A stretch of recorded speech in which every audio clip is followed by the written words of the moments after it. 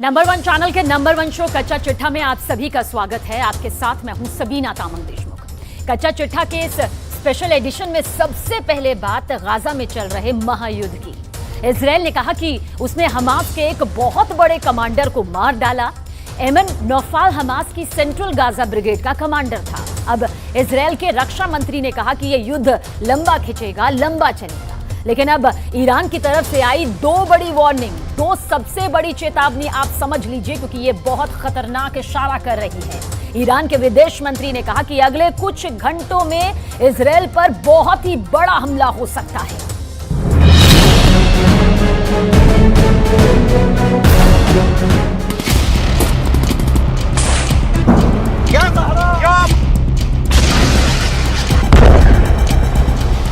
ये Lebanon Syria का border है और सामने इजराइल के टावर हैं। टावर पर छोटे रडार भी लगे हैं, कम्युनिकेशन सिस्टम भी लगे हैं और सर्विलांस कैमरे भी लगे हैं। तभी झाड़ियों में से निकलती है एक स्नाइपर की राइफल और फिर देखिए क्या होता है।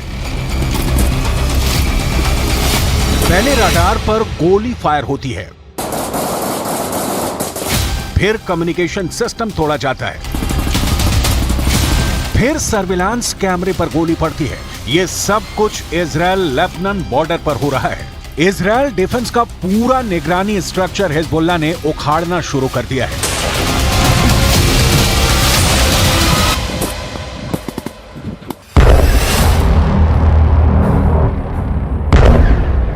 लेकिन इसके बाद जो होता है वो नेतन्याहू को डरा देगा। ये हनीता बॉर्डर पॉइंट है। यहां एक मिसाइल निकलती है और सीधे बॉर्डर पर खड़े इजराइल के मरकावा टैंक को फोड़ देती है। एक बार देखिए हमला कैसे होता है।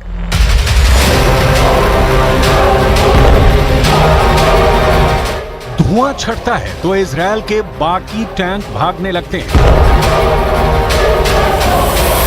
दूसरा वीडियो दोहरा बॉर्डर पॉइंट से आया है। यहां भी इजराइल का मरकावा टैंक घूम रहा था और फिर होता है एक बड़ा हमला।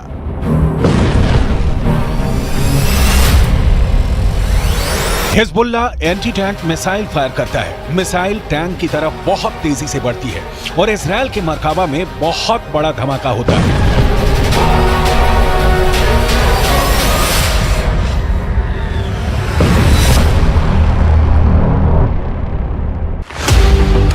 लेबनान बॉर्डर पर इजराइल के टैंक पर हमलों का वीडियो बहुत डराने वाला है।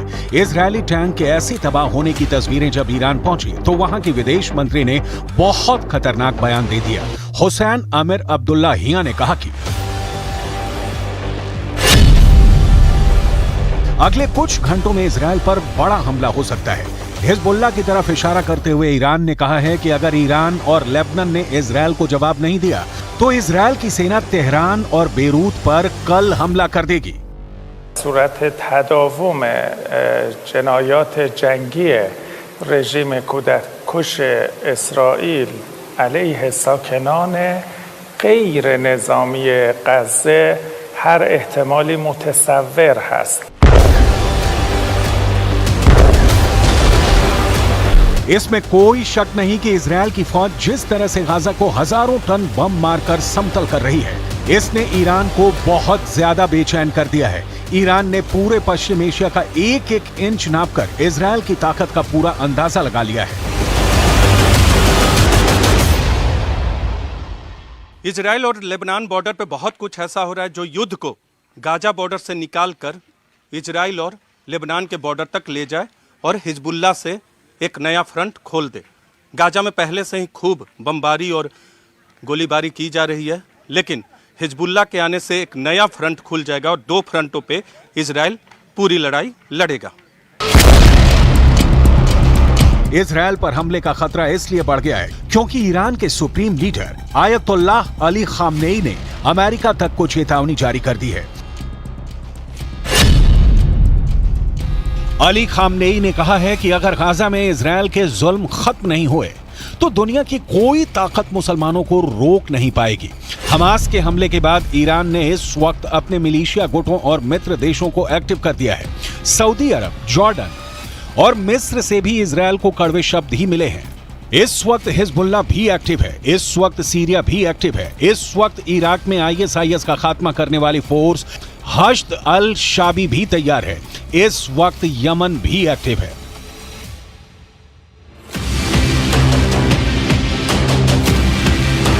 सितंबर महीने में ही यमन ने अपनी मिलिट्री परेड निकाली थी और इस परेड में ऐसी ऐसी मिसाइल और ड्रोन दिखाए जो इस इलाके में अमेरिका और उसके दोस्तों को परेशान कर सकते हैं। यमन वो देश है जिसने पिछले 8 वर्षों तक सऊदी अरब और उसके 15 साथी देशों से युद्ध लड़ा, जिस युद्ध में उसके खिलाफ अमेरिका भी रहा, ब्रिटेन भी रहा और इजरायल ने भी यमन के खिलाफ मदद की।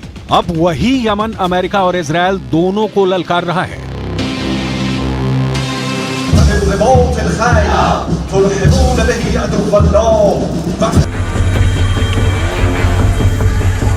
युद्ध की ऐसी ललकार, ऐसा गुस्सा, आप इस इलाके को पश्चिम एशिया कहकर बुलाइए, इसे खाड़ी कहिए या फिर मिडिल ईस्ट, नाम कितने भी हों, लेकिन इस वक्त यूक्रेन के बाद दुनिया का सबसे खतरनाक इलाका कोई है तो वो यही जमीन है। पिछले 4 दशकों से यह इलाका युद्ध देख रहा है।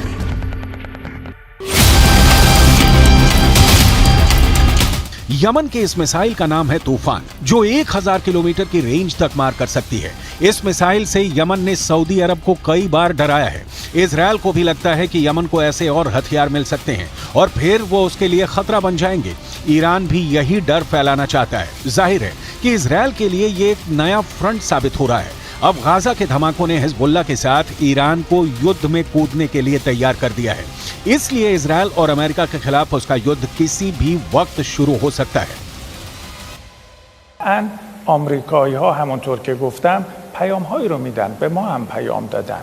پیامشون به ایران شامل تأکید بر خویشتن‌داری و عدم گسترش جنگ بود. ما به آمریکایی‌ها پاسخ میدهیم که ما به دنبال گسترش جنگ نیستیم، اما خویشتن‌داری نمیتونه یک جانبه باشه. شما نمیتونید به حزب الله لبنان توصیه بکنید خویشتن‌داری بکنه، بعد به نتانیاهو بگویید دست شما رو باز میگذاریم، هر جنایتی رو میخوای علیه غیر نظامیان انجام بدهید. इजरायल का दावा है कि हिजबुल्लाह के पास करीब 1.5 लाख रॉकेट हैं, जिसके टारगेट पर इजरायल है। 1.5 लाख रॉकेट क्या कर सकते हैं, इसका अंदाजा इस बात से लगाइए। 7 अक्टूबर को हमास ने इजरायल पर एक साथ 5000 रॉकेट दागे, जिसकी वजह से इजरायल का आयरन डोम भी पूरी तरह से नाकाम हो गया। सवाल यह है कि अगर ईरान इजरायल पर हमला करता है तो फिर क्या होगा? ऐसे हालात में अमेरिका क्या करेगा, क्योंकि ईरान के आसपास अमेरिका के इतने मिलिट्री अड्डे हैं जहां से ईरान के खिलाफ हमले लॉन्च किए जा सकते हैं। इसलिए कोई शक नहीं कि गाजा में युद्ध के साथ साथ अब इजरायल से पहले उसने अमेरिका के फौजी अड्डों को अपने टारगेट पर ले लिया है। ईरान के आसपास अमेरिकी सेना के कई मिलिट्री बेस हैं और इनमें कुल 40,000 से ज्यादा अमेरिकी सैनिक तैनात हैं। इसमें कुवैत में 10 सैन्य अड्डे हैं और यहाँ अमेरिका के 13,000 से ज्यादा सैनिक हैं। बहरीन में अमेरिका ने 12 अड्डे बनाए हैं और यहाँ उसके 3,700 से ज्यादा फौजी तैनात हैं। सऊदी अरब में अमेरिका के 10 मिलिट्री बेस हैं, यहाँ 3,000 अमेरिकी सैनिक तैनात हैं। ओमान में अमेरिका के 6 अड्डे हैं, यहाँ उसके 600 सैनिक तैनात हैं। संयुक्त अरब अमीरात में अमेरिका के 3 अड्डे हैं और यहाँ उसके 5,000 सैनिक तैनात हैं। कतर में अमेरिका का सबसे बड़ा मिलिट्री बेस है और यहाँ 13,000 अमेरिकी सैनिक रखे गए हैं। ये वो देश हैं जहाँ से ईरान बहुत ज्यादा करीब है। लेकिन ये अड्डे भी ईरान की जद में हैं और इस वक्त इजरायल तक उसकी मिसाइलों की रेंज में आ चुका है।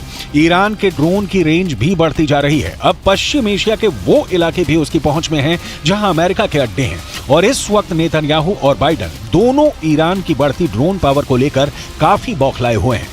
अगर इजरायल और लेबनान बॉर्डर पर युद्ध होता है और इसमें ईरान भी शामिल हो जाता है तो समझ लीजिए इन सभी अड्डों से ईरान पर हमले लॉन्च किए जाएंगे या फिर ईरान इनको अपने मिसाइल अटैक से मिट्टी में मिला देगा। ईरान पहले ही अमेरिका को अपने आसपास बर्दाश्त नहीं कर पा रहा और अब गाजा इजरायल के बीच युद्ध ने युद्ध का एक नया बहाना दे दिया है।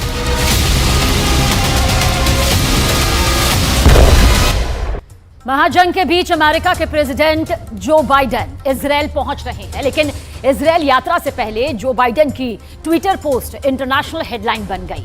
बाइडेन का कहना है कि इस्लामोफोबिया नफरत से ही जुड़ा हुआ है, यहूदी विरोधी भावना नफरत से जुड़ी हुई है। सवाल यह है कि तेल अवीव पहुंचकर बाइडेन युद्ध को क्या और भड़काने वाले हैं या फिर युद्ध विराम करवाने वाले हैं, क्योंकि बाइडेन इजरायल के बाद जॉर्डन जाने वाले हैं, जहां वो मिस्र और फिलिस्तीन के राष्ट्रपतियों से भी मुलाकात करेंगे।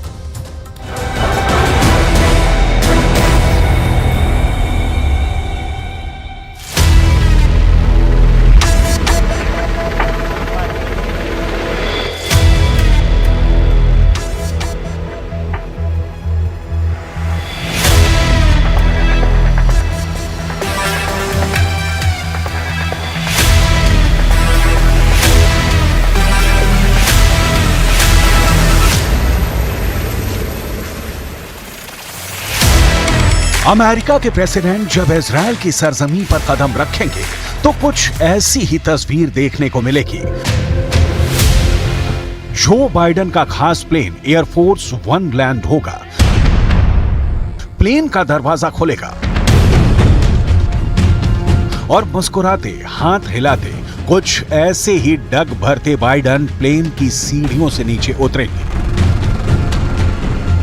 उनके साथ साथ सुरक्षा में तैनात वो स्पेशल शख्स भी रहेगा जिसके पास मौजूद बैग अमेरिका को सुपर पावर बनाता है। यह ऐसा बैग है जो अमेरिका के राष्ट्रपति को सर्वशक्तिमान बनाता है। काले रंग के लेदर के इस बैग में कयामत का कोड वर्ड बंद रहता है। साल के 12 महीने, महीने के 30 दिन और दिन के 24 घंटे ये बैग प्रेसिडेंट बाइडेन के साथ रहता है।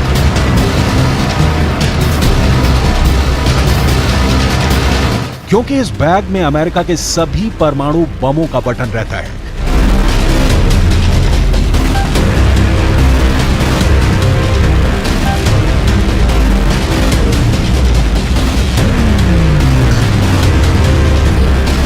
बाइडेन के साथ साए की तरह चलते इस बैग को न्यूक्लियर फुटबॉल कहा जाता है।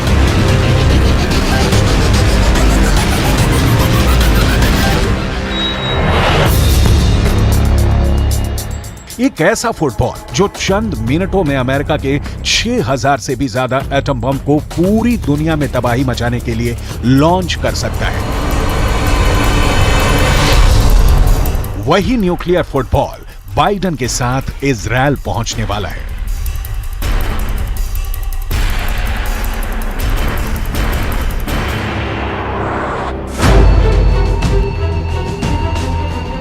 लेकिन परमाणु बम के बटन पर पहुंचने से पहले ही अमेरिका के 2 न्यूक्लियर एयरक्राफ्ट कैरियर इजरायल पहुंच गए हैं। अमेरिका के ये दोनों एयरक्राफ्ट कैरियर अभी भूमध्य सागर से इजरायल हमास युद्ध पर नजर बनाए हुए हैं।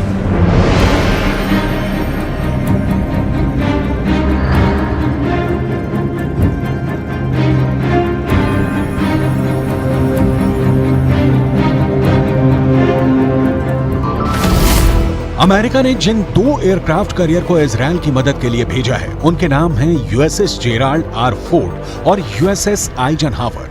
यूएसएस जेराल्ड आर फोर्ड के साथ 12 स्ट्राइक ग्रुप होता है, वहीं यूएसएस आइजनहावर के साथ 2 स्ट्राइक ग्रुप होता है जो हमला करने में मास्टर होते हैं। इनके साथ मिसाइलों से लैस और भी कई घातक युद्धपोत भूमध्य सागर में इजरायल के पास पहुंचे हैं। इसके साथ मिसाइलों से लैस जहाजों का पूरा बेड़ा चलता है।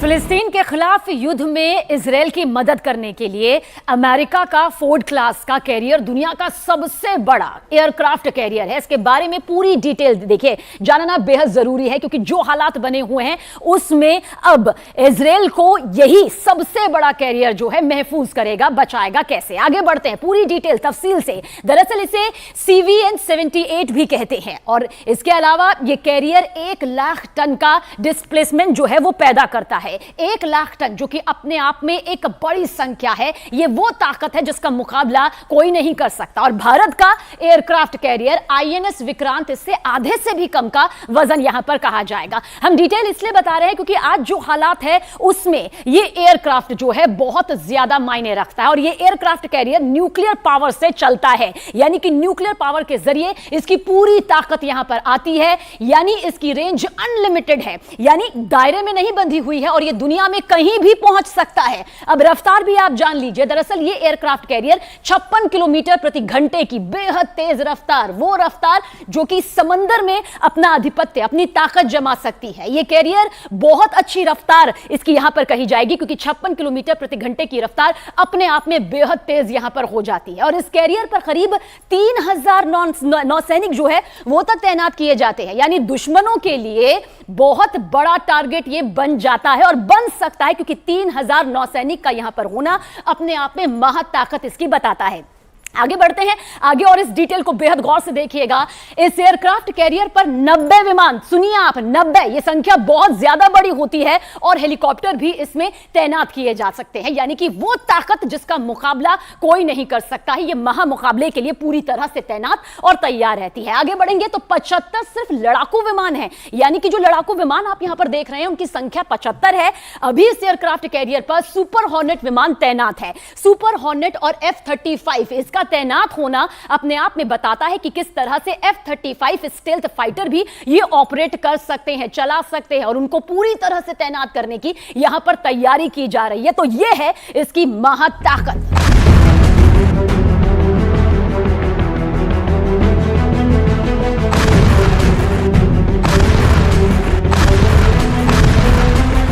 यानी युद्ध की इस घड़ी में एक तरफ अमेरिका के न्यूक्लियर एयरक्राफ्ट कैरियर की तैनाती और दूसरी ओर खुद बाइडेन का पहुंचना बहुत बड़ा इशारा कर रहा है। बाइडेन के इस वॉर टाइम दौरे को काफी अहम माना जा रहा है। युद्ध में इजरायल को अमेरिका का पूरा समर्थन है। अमेरिकी राष्ट्रपति बाइडेन के इजरायल में लैंड होने से पहले एक बड़ी खबर सामने आ रही है। खबर यह है कि अमेरिका इजरायल में अपने सैनिकों को भेजेगा और इनकी संख्या 2000 के करीब होगी, और इनके नाम भी फाइनल होने की खबर है। वॉल स्ट्रीट जर्नल की रिपोर्ट के मुताबिक ये सैनिक युद्ध नहीं लड़ेंगे इजरायल में, बल्कि इजरायल की सेना को सपोर्ट और सुझाव देने का काम करेंगे। अमेरिकी सैनिकों के इजरायल पहुंचने से पहले तेल अवीव पहुंचकर बाइडेन इजरायल के प्रधानमंत्री बेंजामिन नेतन्याहू से मिलेंगे, इजरायल की सुरक्षा का भरोसा देंगे और हमास के खिलाफ छिड़े युद्ध की जानकारी लेंगे। लेकिन बाइडेन का यह दौरा उनकी सुरक्षा एजेंसियों के लिए चुनौतियों से भरा हुआ है। वजह हमास की तरफ से इजरायल में हो रहे रॉकेट हमले।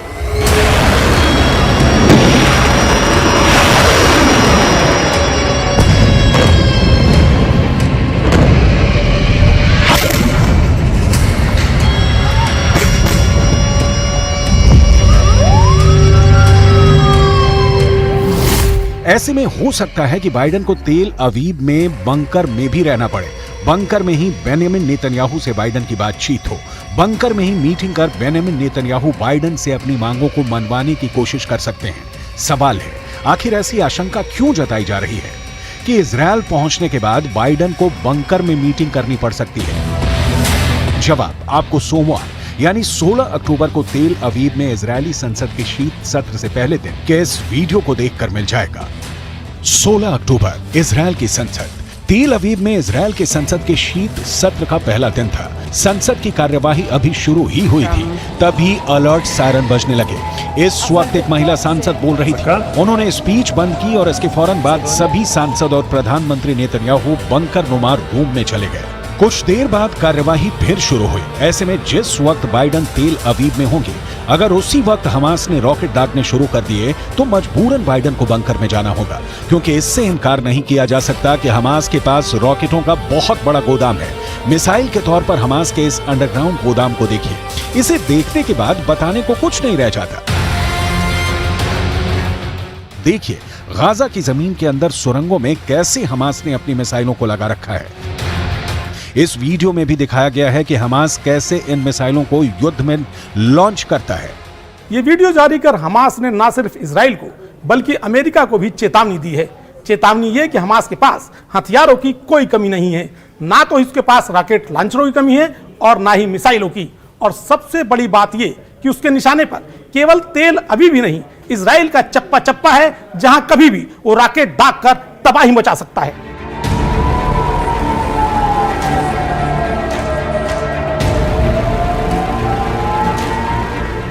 इजरायल को भी हमास के हथियारों के बारे में जानकारी है। इजरायल की फौज हमास के खिलाफ जमीनी कार्रवाई की तैयारी पूरी कर चुकी है। गाजा में घुसकर हमास के सर्वनाश का ब्लूप्रिंट तैयार कर चुकी है। सिर्फ उसे सरकार से हरी झंडी का इंतजार है। इजरायल चाहता है कि अमेरिका हमास के खिलाफ ऑपरेशन में उसकी मदद करे। बेंजामिन नेतन्याहू ने अमेरिका से $10 बिलियन की मिलिट्री मदद मांगी है। इसके लिए नेतन्याहू बाइडेन को मनाने की पूरी कोशिश करेंगे। इसके साथ ही नेतन्याहू गाजा में जमीनी कार्रवाई के लिए समर्थन की मांग करेंगे।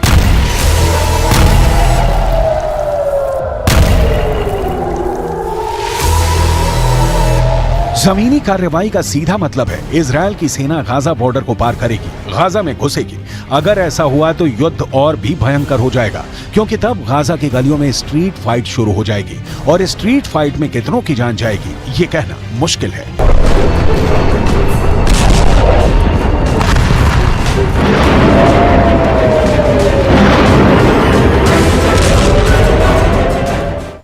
गाजा की हालत यह है कि अब लोग समंदर का खारा पानी पी रहे हैं। अस्पतालों में जनरेटर का ईंधन भी खत्म हो गया है। 24 घंटे में एक आदमी के पास खाने के लिए औसतन आधी रोटी महज बाकी है। इतना सब होने के बाद भी गाजा पर कूटनीति चमकाने की राजनीति तो खूब हो रही है, लेकिन असल मदद के लिए आगे कोई नहीं आ रहा। ऐसे में सवाल यह है कि जब गाजा के लिए सभी दरवाजे बंद हो चुके हैं तो वहां इजरायल की बमबारी से बचने के लिए 20 लाख लोग अब करेंगे तो आखिर क्या करेंगे?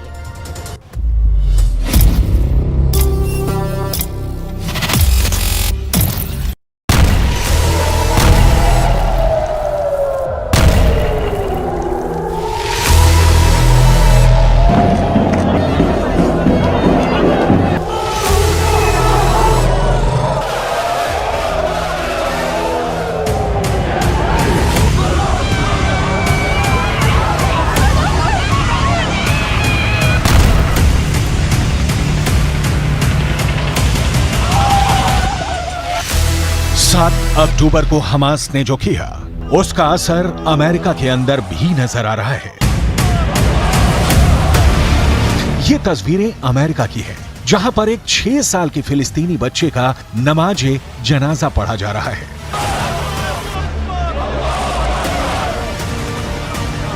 ये 6 साल का बच्चा एक अमेरिकी नागरिक के यहां किराए पर अपनी मां के साथ रह रहा था, लेकिन इस बच्चे को उसी के 71 साल के बुजुर्ग ने चाकू से 26 वार करके मार डाला।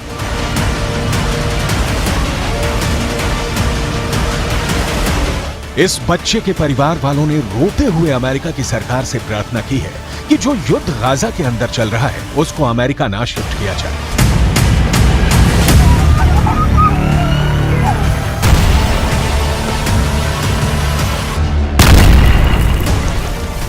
I just want to tell the whole world that we live in a country called the USA. We're not in war. And we're not bringing war here too. What happened that day for a gentleman, that he loved that kid to start with. He used to bring him toys.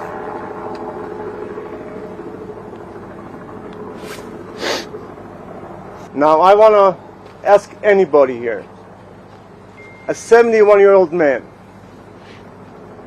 sitting on top of a 6-year-old kid, stabbing him more than 26 times, and he was looking in his eyes. You tell me, is that exaggeration? You tell me what type of man he can do that. Hamas के हमले और फिर Israel के क्रूर बदले ने पूरी दुनिया को हिलाकर रख दिया है। फ्रांस के अंदर एक टीचर और उसकी 2 बच्चों की मौत एक 20 साल के चेचन मूल के शख्स ने कर डाली है। और चीन के अंदर भी इजरायल के एक डिप्लोमेट पर हमला हुआ है। इजिप्ट में भी 2 यहूदियों के आतंकी हमले में हत्या हुई है। हमास के नफरती तूफान ने पूरी दुनिया को धर्म युद्ध में झोंक दिया है और सबसे बुरा हाल गाजा का हो गया है।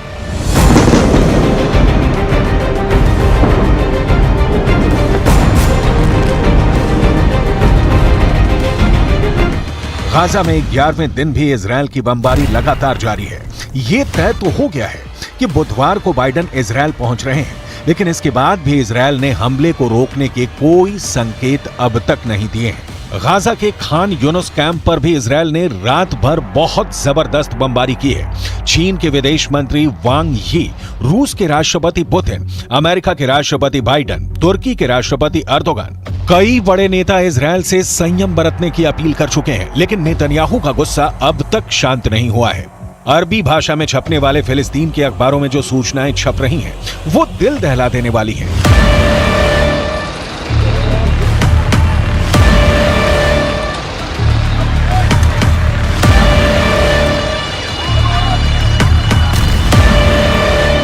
फिलिस्तीन न्यूज नाम की एक न्यूज वेबसाइट ने दावा किया है कि अब तक गाजा पट्टी के अंदर 7,000 इमारतें टूट चुकी हैं और 10,000 से ज्यादा फ्लैट्स बर्बाद हो चुके हैं। गाजा के लोगों का हाल क्या है, आगे आप उनके बयान भी देखेंगे, लेकिन सबसे पहले बात होगी उस भूख की जिससे गाजा के लोग परेशान हैं।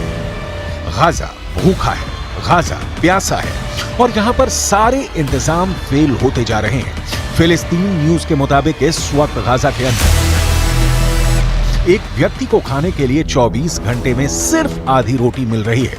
इसके अलावा साथ में मांस का एक डिब्बा दिया जा रहा है। एक मांस का डिब्बा 10 लोगों के लिए है। बिजली खत्म होने की वजह से अब लोग कार की बैटरी और सोलर पैनल से ही अपना फोन चार्ज कर पा रहे हैं। गाजा में जनहानि ना हो, इसके लिए इजरायल ने इस योजना पर काम करना शुरू किया कि उत्तर गाजा के लोगों को दक्षिण गाजा जाना चाहिए। 10 लाख लोग उत्तर गाजा को खाली कर चुके हैं। ऐसे में अब किसी भी वक्त इजरायल की आर्मी विनाश लीला शुरू कर सकती है।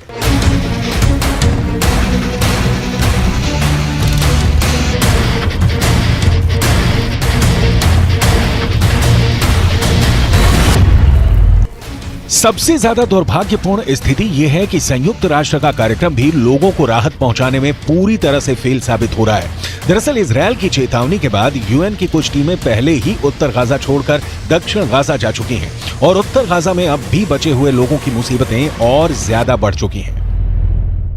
फिलिस्तीन के सबसे बड़े दुश्मन हमास के आतंकवादी बने हुए हैं, क्योंकि इजरायल डिफेंस फोर्सेज ने दावा किया है कि दुनिया भर से गाजा के लोगों के लिए जो फ्यूल और राहत सामग्री पहुंच रही है वो हमास के आतंकियों तक पहुंच रही है और इसीलिए इजरायल वहां राहत सामग्री और फ्यूल पहुंचाने में अड़ंगा पहुंचा रहा है।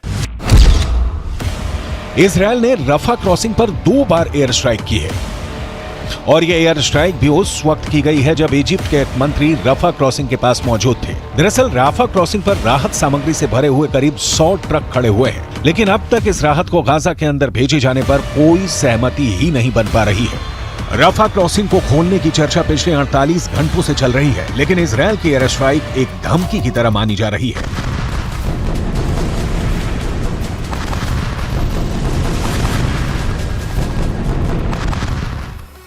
फिलिस्तीन न्यूज वेबसाइट ने यह समाचार छापा है कि गाजा के अंदर कई ऐसे मुस्लिम परिवार हैं जो कि दक्षिण गाजा नहीं जा रहे हैं और उत्तर गाजा पट्टी में ही मौत का सामना करने के लिए तैयार हैं। खान यूनुस के एक ऐसे ही परिवार को बमबारी झेलनी पड़ी है। इस परिवार के कई लोगों की मौत हो गई है। नमाज़े जनाजा पढ़ने के बाद इस हमले में मारे गए बच्चों को भी आखिरी अलविदा कह दिया गया।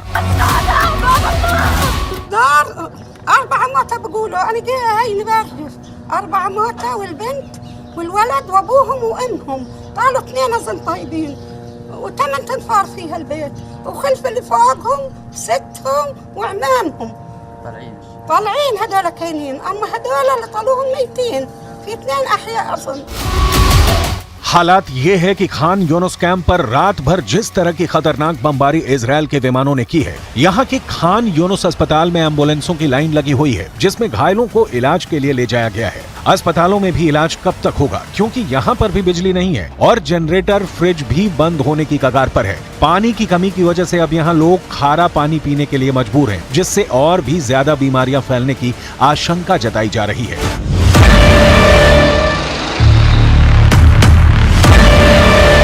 अब सबसे बड़ा सवाल यह है कि आखिर ये सब क्यों हो रहा है?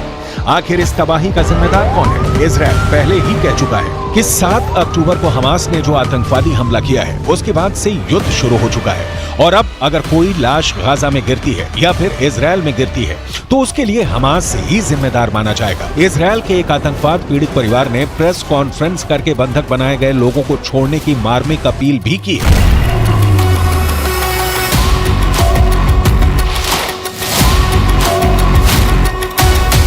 She looks very terrified. She looks like she's in big pain. I can see that she's saying what they tell her to say, but I can see that she's stable. I can see she needs medical care. I don't know if she's dead or alive until yesterday. All I knew is that she's might be kidnapped. I'm begging the world to bring my baby back home. She only went to a party, to a festival party, to have some fun. And now she's in Gaza. कुल मिलाकर Hamas ने दुनिया को एक ऐसे कत्लो गारत में झोंक दिया है जिससे बाहर निकलने का कोई रास्ता फिलहाल नजर नहीं आ रहा है। गाजा की तरफ से जब इजराइल पर हमले होते हैं, वो भी बेहद खतरनाक। हमास इजराइल पर जब रॉकेट फायर करता है तो वहां के लोग आखिर क्या करते हैं? सड़क चौराहों पर उनके लिए जान बचाने के लिए क्या क्या जरिए होते हैं, ये इजराइल से बता रहे हैं हमारे सहयोगी नीरज कुमार। हमास गाजा की तरफ से लगातार इजराइल के दक्षिणी शहरों पर एक के बाद हजारों की संख्या में हमले कर रहा है मिसाइल से, तो सवाल उठता है कि लोग अपने आप को बचाते कैसे हैं।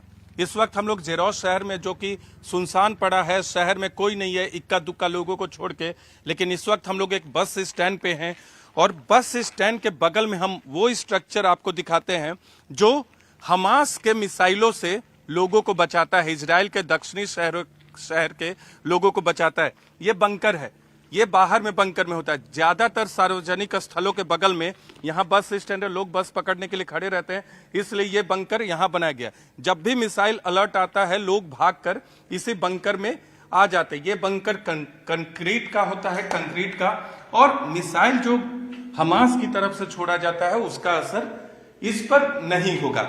इधर देख सकते हैं, यहाँ कम से कम 15 से 20 लोग इसमें एक साथ रह सकते, क्योंकि कम आबादी वाले शहर है तो बहुत ज्यादा लोग सड़कों पे नहीं होते एक वक्त में। ज्यादातर सार्वजनिक स्थलों के बीच में इस तरह का स्ट्रक्चर बना होता है। ये कंक्रीट का है, ये कंक्रीट का बना हुआ है, और ये बीच में एक दीवार होती है ताकि स्प्लिंटर, जब मिसाइल फटे, रॉकेट फटे तो स्प्लिंटर इसके बाद इधर ना आवे। इसके अलावा करम आप अंदर रहिए, इसके अलावा ये एक गेट भी बना होता है, लोहे का गेट होता है, बंद कर देते हैं लोग।